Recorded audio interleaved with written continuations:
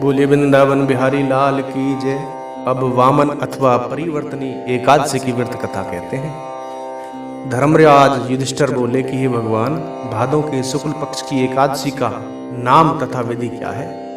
इस एकादशी के व्रत को करने से कौन सा फल मिलता है तथा उसका उपदेश कौन सा है, सो सब कहिए। श्री कृष्ण भगवान बोले कि हे राजश्रेष्ठ, अब मैं अनेक पाप नष्ट करने वाली तथा अंत में स्वर्ग देने वाली भादों के शुक्ल पक्ष की वामन नाम की एकादशी की कथा कहता हूँ। इस एकादशी को जयंती एकादशी भी कहते हैं। इस एकादशी की कथा सुनने मात्र से ही समस्त पापों का नाश हो जाता है। इस एकादशी के व्रत का फल वाजपेय यज्ञ के फल से भी अधिक है। इस जयंती एकादशी की कथा से नीच पापियों का उद्धार भी हो जाता है। यदि कोई धर्मपरायण मनुष्य एकादशी के दिन मेरी पूजा करता है तो मैं उसे संसार की पूजा का फल देता हूँ। जो मनुष्य मेरी पूजा करता है उसे मेरे लोक की प्राप्ति होती है, इसमें किंचित मात्र भी संदेह नहीं। जो मनुष्य इस एकादशी के दिन श्री वामन भगवान की पूजा करता है वह तीनों देवता अर्थात ब्रह्मा विष्णु महेश की पूजा करता है। जो मनुष्य इस एकादशी का व्रत करते हैं उन्हें इस संसार में कुछ भी करना शेष नहीं रहता।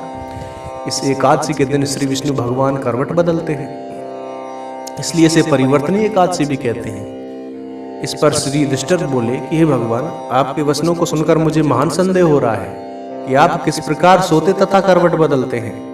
आपने बलि को क्यों बांधा और वामन रूप धारण करके क्या लीलाएं की?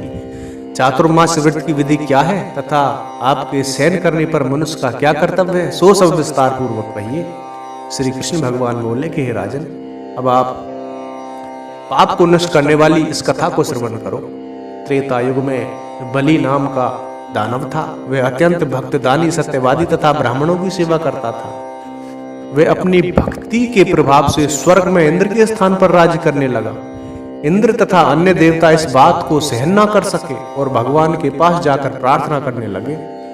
अंत में भगवान ने वामन रूप धारण किया। मैंने अत्यंत तेजस्वी ब्राह्मण बालक के रूप में राजा बलि को जीता।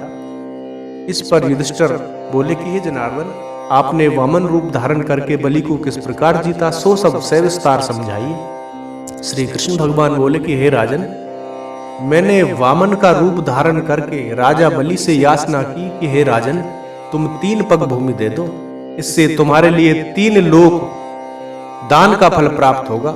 राजा बलि ने इस छोटी सी याचना को स्वीकार कर लिया और भूमि देने को तैयार हो गए। तब मैंने अपने आकार को बढ़ाया और भूलोक में पैर, भुवलोक में जंघा, स्वर्गलोक में कमर, महलोक में पेट, जनलोक में हृदय, तपलोक में कंठ और सत्यलोक में मुख रखकर अपने सिर को ऊंचा उठा लिया। उस समय सूर्य, चंद्र, नक्षत्र, इंद्र तथा अन्य देवता आदि शास्त्रानुसार मेरी स्तुति करने लगे। उस समय राजा बलि से पूछा कि हे राजन, अब मैं तीसरा पग कहां रखूं? इतना सुनकर राजा बलि ने अपना सिर नीचा कर लिया।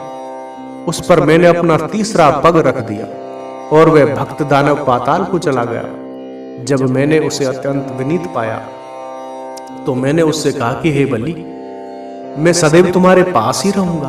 भादों के शुक्ल पक्ष की एकादशी को परिवर्तनी नामक एकादशी के दिन मेरी एक प्रतिमा राजा बलि के पास रहती है और एक क्षीर सागर में शेषनाग पर शयन करती रहती है। इस एकादशी को विष्णु भगवान सोते हुए करवट बदलते हैं। इस दिन त्रिलोकी के नाथ श्री विष्णु भगवान की पूजा की जाती है। इससे चावल और दही सहित रूपा का दान किया जाता है।